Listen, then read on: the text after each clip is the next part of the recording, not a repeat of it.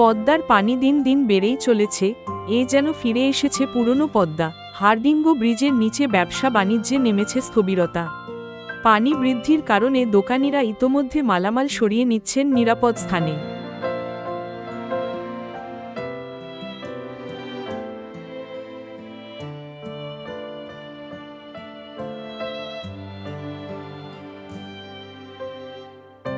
স্থানীয়রা বলছেন, কয়েকদিনের মধ্যে পানি এমনভাবে বেড়েছে যা বিগত কয়েক বছরের তুলনায় বেশ দ্রুত।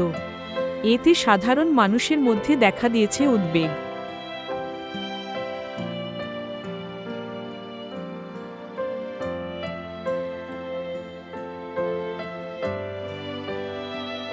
এই ধারা অব্যাহত থাকলে অচিরেই নিম্নাঞ্চল প্লাবিত হয়ে পড়বে, দেখা দেবে বন্যা। তাই সবাইকে সতর্ক থাকতে এবং আগাম প্রস্তুতি নিতে পরামর্শ দিয়েছেন।